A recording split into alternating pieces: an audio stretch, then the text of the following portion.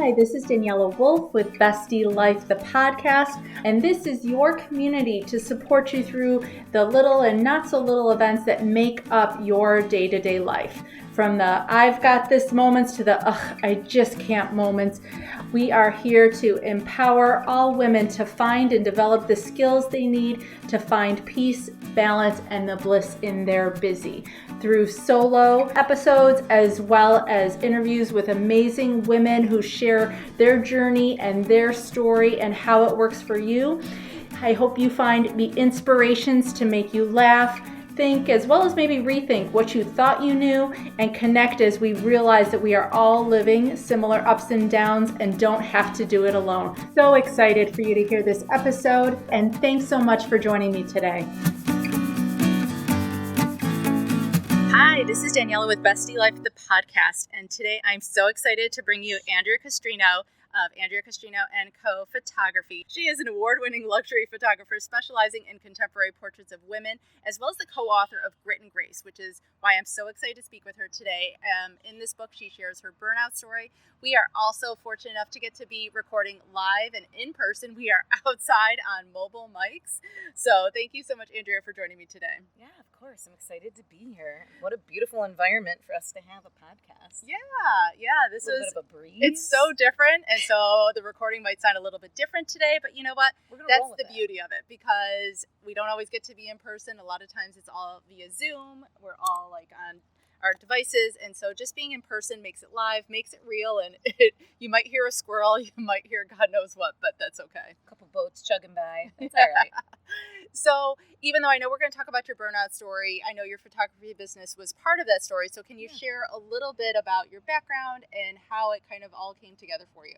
Sure. So I went to college. I'm formally taught as a educator. So I am early childhood education with a master's in special ed. I went and landed my dream job, which I was so excited about, as a kindergarten teacher at a charter school out in Lackawanna.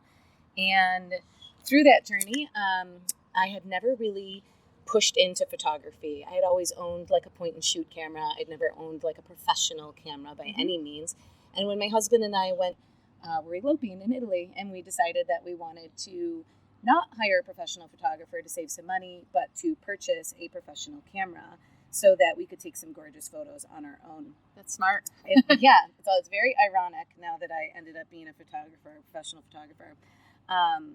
But when we were in Italy, my wedding planner had taken most of the wedding photos, but outside of that, when we were traveling for our honeymoon, I just was kind of playing around with the camera and discovering that I actually had a natural eye, which I never really thought I had any artistic ability, to be honest with you. Mm-hmm. So it kind of caught me off guard, but I was really excited that I had this new toy, this new medium that I could play with. Mm-hmm. And then when I got home from our honeymoon, we found out we were pregnant with our honeymoon baby, our first baby. That's so sweet. Yeah, so I decided, oh my gosh, so if I just learn my camera, I can take my own maternity photos. I'll know how to do it. I can show my husband how to do it. And then when my daughter comes, I can take her portraits for her newborn portraits, And so that's what I did. I studied for pretty much my whole pregnancy. Once Lucia came, I started taking some photos of her. And throughout the whole first year of her life, I literally just followed behind her as she toddled around with my camera, documenting every living, breathing moment this child had. Mm-hmm. And so after a while, I would share my photos on Facebook. That's what we do. We share with our family and our friends of what our beautiful children look like, excited to share them with the world. And people started asking me who was taking, my professional photos of my daughter, and they were shocked to find out that it was me. So, of course, natural evolution of that is people started to ask me if I could take photos of their children. Of course. And I said yes, but, I wasn't going to charge them. Right. I wasn't a photographer by any means. I wasn't going to call myself that, nor was I going to pretend that it was a business. So I did it as a hobby for a while. And then the more people that I photographed, more people started to call and be interested. And so I started saying, well, I have to charge something. So I think I charged like $50 and delivered an insane amount of images, and totally overworked myself for very little money. But at the time it was like, oh, wow, people are going to pay me for this. This is insane. Like, I never thought that I would have a little side gig, let alone it be with art in any medium or shape or form. And anyways, fast forward, it turned into a pretty significant hobby that turned into a side hustle that turned into oh my gosh, now I need to decide between my career as a kindergarten teacher, as an educator, or push into really taking this business seriously and actually becoming a photographer, a professional photographer, which is so weird to think. Hanging your shingle outside and because there's going all in. Right, all my education was through YouTube videos and blogs, and so for me, going through the traditional education platform and receiving a certificate, that's how you became a professional. Yeah. So to think that I could call myself a photographer without any education, formal education, felt a little bit, talk about imposter syndrome. Yeah, I don't think we give ourselves enough credit for the education that we get outside of, a standard school, university, structured program, that it can be, if anything, sometimes when it's fueled by passion,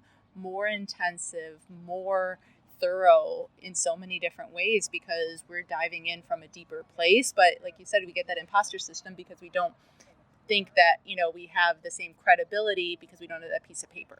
Yeah, absolutely. I think now more people are recognizing that and understanding that and having an appreciation for it, and almost even a lot of my friends, right, like pushing their children into, you get to be whatever you want to be. You don't have to go to college. You don't have to do that. You push into something that makes you happy. But back then, especially through my parents pushing me, it was a formal education. That's how you ended up having a beautiful life and making the money that you wanted, right? The white picket fence, the whole deal. So yeah, that was a very different ideology for me, moving into it that way.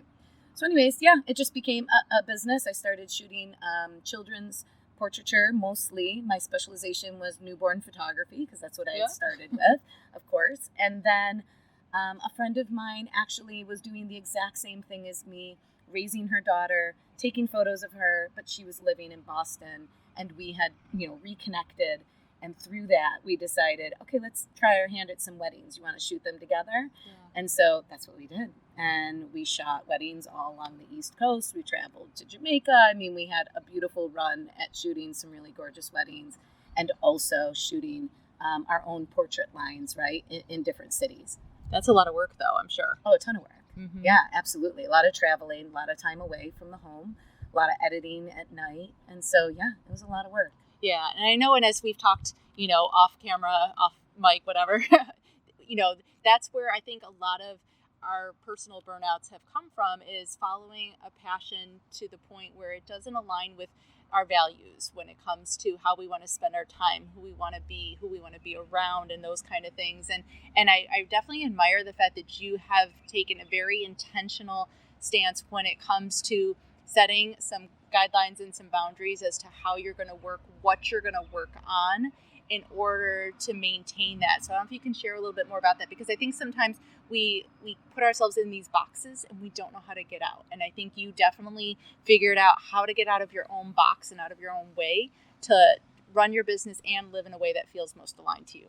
Yeah.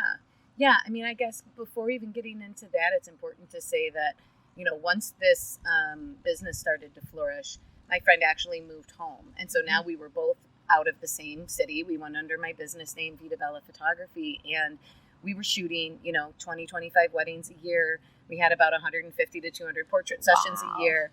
We were out of the house constantly. If anybody is familiar with photography, I mean, the most beautiful light is golden hour. So that's right around when your kiddos are having dinner and cleaning up and taking their baths and having their nighttime snuggles and their bedtime routine. And the weekends are also the time that you're having family time. So weddings are shot on Fridays and Saturdays. So a lot of my life was now becoming the hustle of, okay, I've got to fit it all in. Right. And I was missing big moments, not only with my children, my husband, family time, but also with my own friends and family, right? Like extended family. Yeah. I wasn't able to make a lot of the family holiday weekend picnics. I wasn't able to attend a lot of people's weddings because I was shooting a wedding somewhere else. Mm-hmm. And so there definitely was the moments of, man, this is really stinky, right? Like, I'm loving what I'm doing. This is beautiful, but also it's at an expense of other people and also this life that I was so excited to create with my children and my husband. And it started to take a toll. So about after 9 years of doing that, wow, 9 years. Yeah. I was hitting a point of burnout that I just could no longer continue with. I mean, I was at my desk until 3 a.m., falling asleep, trying to do editing, chugging coffee, eating candy, like whatever I could do to keep myself stimulated and awake to meet my deadlines. Mm-hmm. And the work was coming in, so quickly.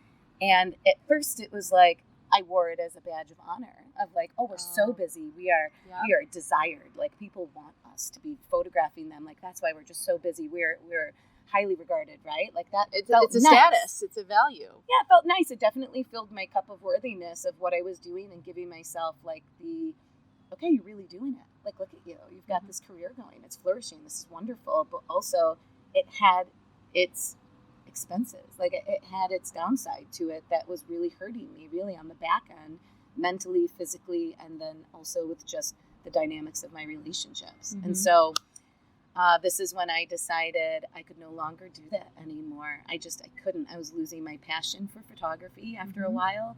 My creativity was gone. It just started to become this well-oiled machine of this is where we go, this is how I pose you, this is what we do, get me in and out.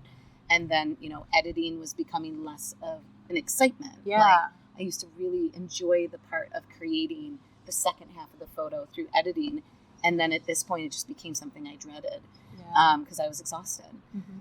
So that's when, like you had said, it needed to have a change. So I don't know if I can necessarily own the fact of I decided to make this change and I caught it. It was like I had no choice. Yeah. I was sinking.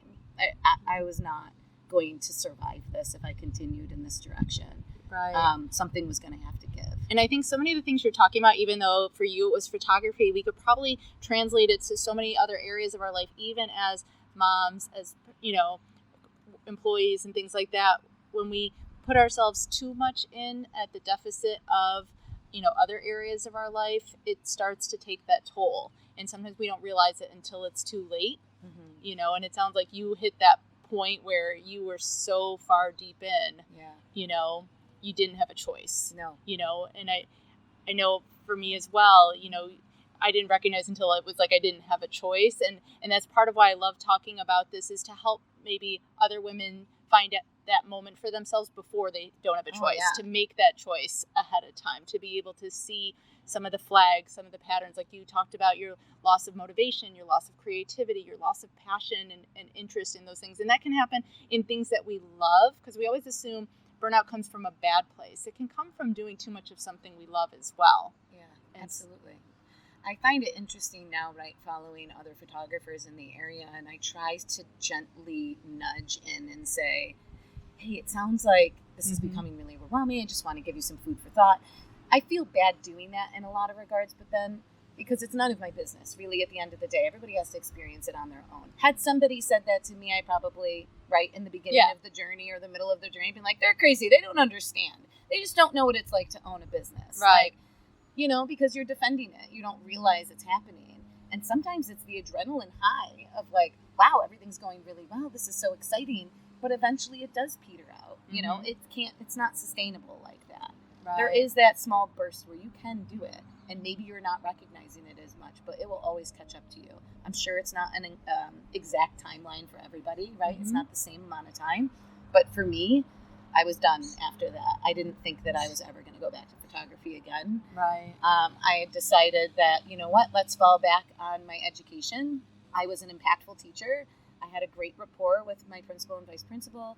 I was effective in the classroom. I knew that I was good at what I had done as an educator. So I really never thought that wouldn't be an option for me to go back to. It always was my safety net. Right. And so, I pushed into subbing, because that's how you naturally start back into a school, essentially, is you start getting your foot in the door, you make relationships with people. That all started to happen. An opening had come. I put in my application and I thought, of course I'm going to get this job. Like, I'm a shoo-in. This is perfect. Like, everything's great. This is going so well. I can't wait. And I interviewed and dun, dun, dun, didn't get the job. And that's when it kind of became a crashing all down, right? Like a moment of like, holy cow. Like, I thought that this would definitely just be so easy for me to flip back into. But truthfully, I was out of the game for 9 years. Like, there's a lot that changed, right? Yeah. In education and our approach to education, and just having the experience of being in the classroom that whole time. It was a big gap. And I started to feel really sad because I had given up my business.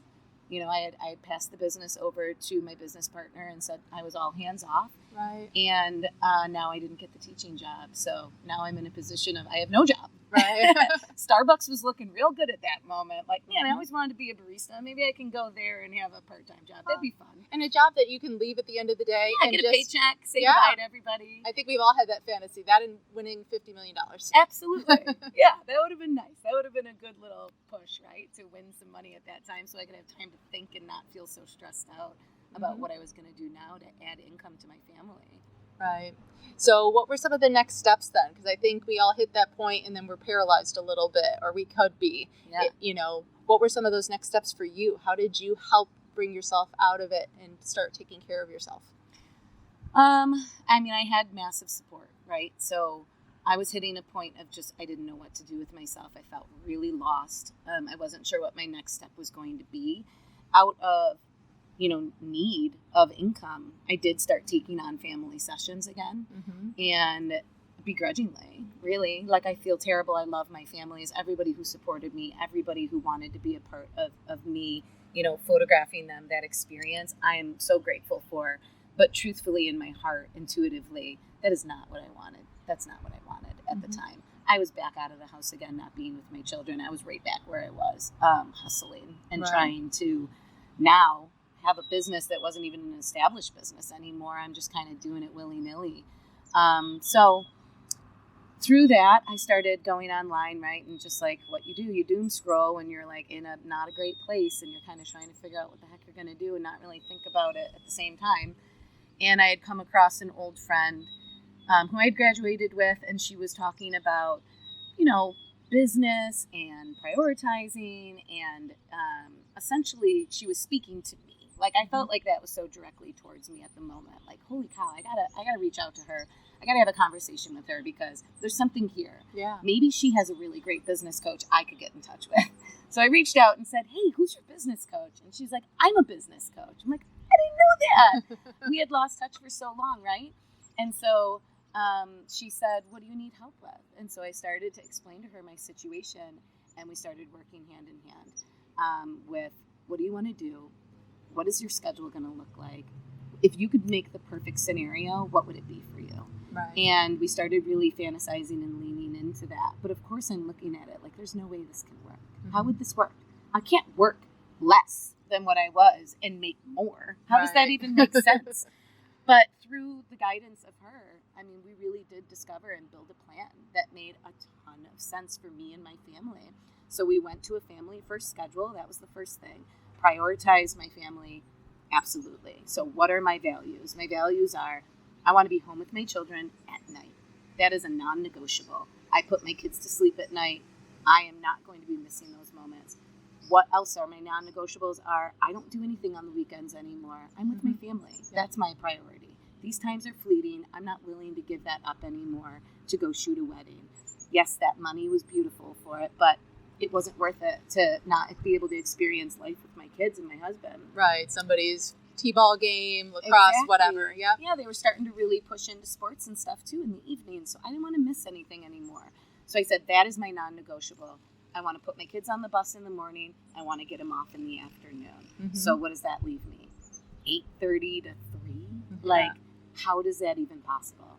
So we started restructuring the business and really looking at the financial aspect of charging professional standards. I was way undercutting. I was definitely not accounting for so much in my business and the amount of time that I was putting in. I was not charging appropriately on top of it. So, we restructured it to make sure that now the business was taken care of properly.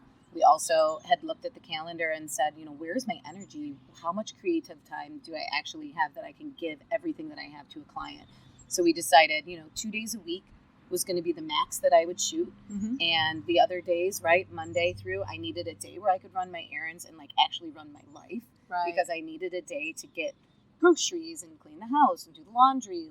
You're trying to run a business and you're still a mom and you're at home. So you got to fit that stuff in.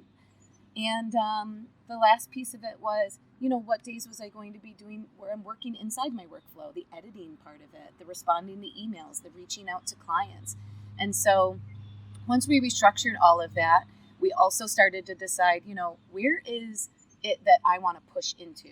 Now, if I'm doing newborn photography, that is not the schedule that I'm looking for anymore. Right. Not only that, but physically my body just couldn't take it anymore. It's a pretty high physical demanding job. It's long sessions. And then people don't even appreciate that part of it. They just think like you're just posing a cute little baby. Nope, there's a lot of rocking and getting that baby to sleep and a lot of fine-tuned posing of little fingertips and toes. So it's a lot of concentrated, like really you're bending over for long periods of time, trying not to move, trying not to breathe to wake this baby up. So it physically had done a toll on me. So no more newborns, no more evening sessions. So no engagement sessions out where I have to travel and be following someone along during the golden hour. No family sessions in the evening anymore. And we started to talk a little bit about like, what do you really want to do? What's going to light you up? I said, I just love photographing women. I don't know. I've always enjoyed that part of it. When I shot the weddings, I shot the bride. Yeah. That was my stish, right? Like that was who I was always working with, were the girls and the women. And so I enjoyed it. And I knew through my education a lot about posing females because that was something I was really into. Like I wanted to learn more about how to get the best out of all body shapes and sizes of women on their wedding day. And that is a strategic, expertise. Like that's something that you're bringing to the table that maybe not everyone takes into consideration. And so here's our boat. Yeah. We got it sounds like a waterfall. Chippers. We've got people cutting grass and weed whacking. We're just going to roll. Yes. So I'm not going to do any of that anymore. I want to push into posing women, just women. You are great with women, yes. So that's what we did. COVID had hit, so this is around that time frame, right, where the world is shut down. So I had plenty of time to figure out what I was going to do with my life after this, which was nice. The pressure was a little bit released because no one could do anything. So, oh my gosh, great. I don't have to do anything right now. I can just figure it out. And once COVID restrictions lifted, I pushed right into the new schedule. I started launching my first 40 over 40 campaign. And so for anyone that doesn't know what that is, my desire was to get 40 women who were 40 and older. I was turning 40 that year, who wanted to see the best portrait of themselves, women who maybe had not taken the time to, appreciate the journey, the experience of life, to really set back after having their children and, creating their life, creating their careers, to really take some time for themselves to lean into portraiture and document themselves. Absolutely. Not just with a baby in front of them, but just themselves, to regain. To be in, not just behind the camera, but be in front of the camera. Because I don't know about you, but I'm always the one taking the pictures. Oh, absolutely. When I see families with the mom taking the picture, I always offer to take it because I think so many times we make sure we document everybody else's journey and not our own. Yeah, and think about that, though, too, right? As a past family portrait photographer, I wasn't looking at mom. I was looking at the baby. Yeah. I was trying to get the baby to laugh, the baby to smile. I wasn't looking at as mom in the right pose. And as moms, we know, we look at those portraits, it's like, oh, but they look so cute. Oh, they don't look that great, but look how cute the baby looks. I guess we'll take it. You're not really looking at yourself, per se. You just want that family portrait where everybody's looking half decent. In this, with women's portraiture, me shooting in the studio only, not only am I now in control of the light, I don't have to be dependent on what if it rains, what if we don't get a beautiful golden hour and a beautiful sunset. Now I'm in the studio. I create the light. I get to shoot between the times that I desired, 9 to 3. And now I also get to strategically pose mom without a baby involved, without a husband that wants to leave. It's beautiful. It's really such a nice experience to be in the studio and to not have anything on the docket, right? Yeah. To just be able to enjoy themselves. And you've got some of these pictures on your Instagram that I know we'll get to and things like that because they are gorgeous. You really see an inner beauty come from these women who probably never thought of themselves that way. Yeah, no, absolutely. It's hard to take time for yourself like that. And it's hard to invest in just yourself, right? As moms, I'm sure everybody can relate to that. You think, oh my gosh, this money, I could be doing this instead.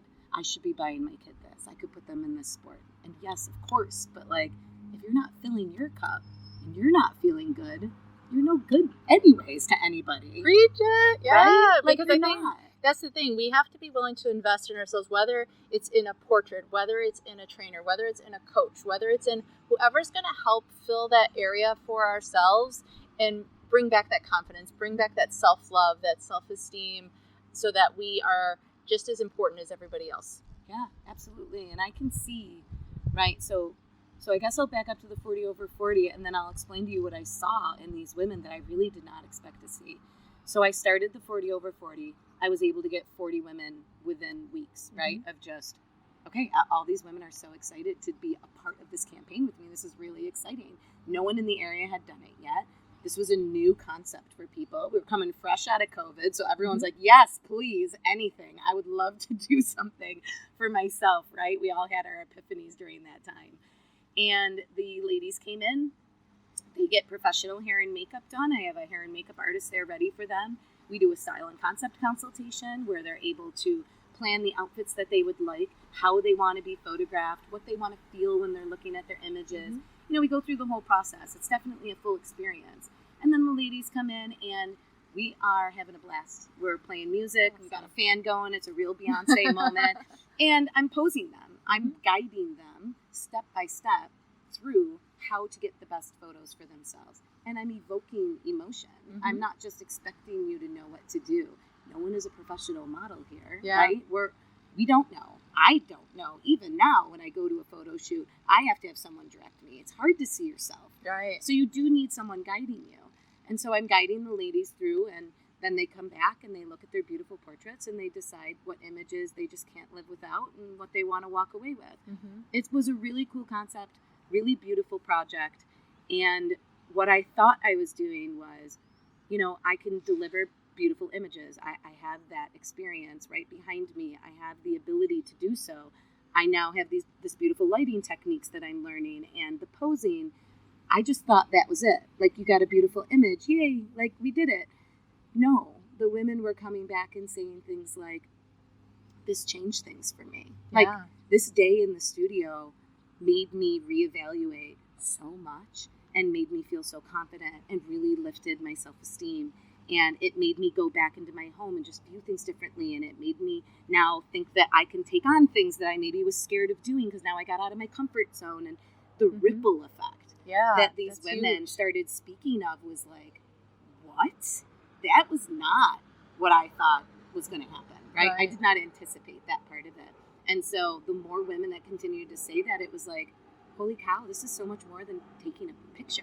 Like, this isn't, yes, that's beautiful. I'm giving you beautiful images, but that's cherry on top. The experience is truthfully the thing that you're taking away that, like, is changing you. It's changing you. Right. And that sounds so cliche, like it changes you, but I swear to you, these women, if you can read the Google reviews of the responses, the testimonials from this women, it's changed them. I don't think we realized what we were missing probably until we saw that, until we experienced that. Yeah. And it's the beautiful part is, right, the women are saying it, but I have husbands that reach out to me on the back end saying, my wife came home different. Like, she just did. And I notice a lightness about her. I notice that, you know, maybe she's less frustrated about things, or she has more patience. Like, there's just this moment of when you really start respecting yourself and knowing that you're worthy and giving yourself the credit that you deserve, things shift. We shift, we change. Instead of feeling stuck, instead of feeling like a victim, instead of feeling like, you know, you're stayed in your comfort zone because that's safe and you don't want to push outside of it. This is giving people the permission to do more, to push further. And if you didn't catch that statement, rewind that and listen to that part. Give yourself the respect and the credit that you deserve. However you choose to do that, I think that is that key first step. I love that. Thank you. Yeah, of course. I mean, I think, like I said, it's the investment piece. It's like, it's hard to look at those numbers and say, oh my gosh, I'm just going to spend this on me, just me. Like, that's hard. We feel guilty when we go to the salon. We feel guilty when we go get our nails done. It's just somehow, somewhere, someone told us we're supposed to feel guilty for these things. We're not. It's important. It's part of self-care. It's not just the fluff, right? Like the beauty part of the self-care of what are the things that we can do for ourselves, like getting our hair done and covering our grays, but it's internal. investing in yourself is investing in your kids. It is investing in your family, your home, your business. And I don't think we say or realize that enough. Yeah, I agree. So at the end of the 40 over 40, we have a big celebration. And so all of these ladies got to come back. I rented out the Carnegie Art Center. I printed all of their images, had them professionally framed. I had a band, I had champagne, I had food, and all of the women brought their loved ones with them. We had created a magazine with, their images in there with their age and all of the things that they have experienced and what they want to impart on a younger generation and what they would have told their younger self. And it's just this beautiful culmination of these 40 women who did it. Like, they put themselves first, they valued themselves. They found worthiness in this, and then they shared it with like-minded women. Yeah. Talk about a powerful moment. Right. And so that was it. I was hooked. That's amazing. That's it. I'm doing women's portraits only, and I've never felt more joyful, more aligned, more purposeful. It just feels like, right, you're riding that vibration and that frequency, and it's like, it was like a tidal wave. I was just riding this wave that just didn't stop. Right. Of alignment. And I'm sure that translated back in all the other ways you wanted it to when it came to being present with your family. Oh, gosh. And all those other ways of living your life that felt good, that didn't feel like it was draining and taxing you. My family life changed dramatically. Because not only now were they a priority in all of this, I outsourced my editing. I wasn't at my desk anymore at night, editing away. I now took that and said, this is a cost of doing business. I'm going to work it into the pricing. Because in order for me to not burn out and be able to do this anymore, I got to change things. Like, I have to price now to make sure that I'm covering the things that allow me to flourish and not put me under. Yes. So now I pay for so much more. I pay for a house cleaner. Like, okay, now I'm going to have a house cleaner too, because I don't want to stress about that and constantly feel like I'm behind. And then, the guilt builds up of like, holy cow, there's so much dust right now. I can't be sitting here and doing my work. Like, because a lot of it I'm doing at home. So you're sitting among your house when you're working from home and you're looking around thinking of all the things you should be doing instead of working. You see the dishes, you see all of it. And I love that, you're sharing, because I know I speak about this as well, being able to delegate, being able to take things off your plate. Just because we can do it all doesn't mean we need to be the person doing it. And it's okay to outsource. It doesn't mean, we're any less or we're any less capable. No. If anything, it makes us stronger to have that kind of support network, to have that village, that team with us. Yeah, absolutely. I had a hard time delegating for a long time. It was a control thing, right? Like, they're not going to do it like I do it. So I'm probably just going to have to redo it anyway, so I might as well just do it. Yeah. But no, I found a good editor, and I found a wonderful... Let your partner dress them in stripes and plaids, and it'll be fine. Exactly. There's so much I let go of after COVID anyways. I think a lot of us can relate to that just was like, is it worth it? No, it's not. Like, a lot of my perfectionism went out the door once that happened. So I think that transition too had a big piece of it. Like, it played a part. COVID definitely played a part in me allowing myself to delegate and say, like, there's so much more important in this life than to sit here and burn out and burn away with all of these things out of pride. Yeah. Right? Like, I'm going to delegate because it's the right thing for me to do so that I can lift again. But yeah, so that's it. No, I love it. The story came along with the journey, right? And now it's like, if I could impart that on anyone, you don't have to do it all, right? Yeah. And you've got to align yourself with things that bring you joy, number one, because I wasn't joyful doing some of the genres that I was doing. I was doing them because I thought I had to. I had to do all the different genres in order to make financially, right, what I had to in order for the business to run. How do you go down to one genre and make that make sense? Right. It was scary. No, I did it. I love your story. I love everything you've shared. Definitely do less to get more, are definitely the key themes to walk away with, for sure. And one of the things I always love to share too, I have a free quiz on my website to help you see if you're on the brink of burnout, like we talked about. So you don't have to get to that point where you don't have a choice anymore, so you can head over to bestielife.com. But Andrea, where can people find you? How can they connect with you, see your gorgeous pictures? If they're local, come and find, their inner self with you.